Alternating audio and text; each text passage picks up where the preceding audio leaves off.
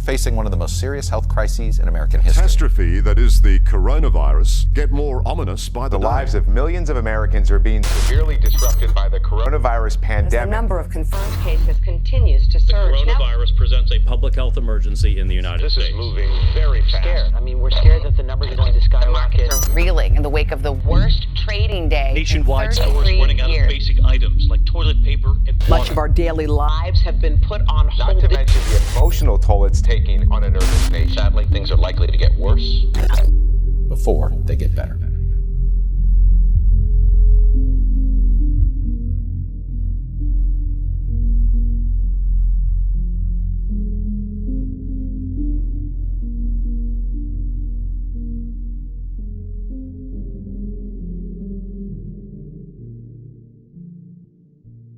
As of this morning, there were roughly 3,000 confirmed cases of the coronavirus in the U.S., resulting in 60 deaths. The U.S. is under a national state of emergency. Much of America shutting down. We're fighting an invisible enemy, and The outbreak spreading across the U.S. Some of America's hospitals and healthcare workers sound the alarm, with cases across the country climbing.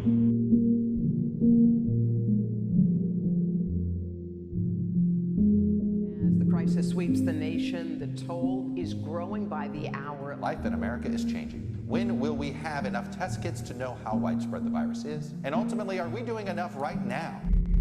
the number of coronavirus cases at home and abroad continue to climb. The ways in which this virus outbreak has affected daily life just keep piling up. And the virus now in all 50 states. There are now more than 6,400 cases in the U.S. That number is going to skyrocket as more tests take place. Late today, President Trump acknowledging the coronavirus is not under control, urging Americans not to gather in groups larger than 10. We must treat this like what it is, and that is a crisis. Reporting spikes in incoming patients amid a shortage of critical protective gear. The surging demand for tests overwhelming healthcare professionals and leaving sick Americans with no answers. Health officials urging the public to practice social distancing to slow down the outbreak. Americans should be prepared that they're going to have to hunker down significantly more than we as a country are doing. The virus doesn't discriminate against Republican, Democrat, liberal, or conservative, does it?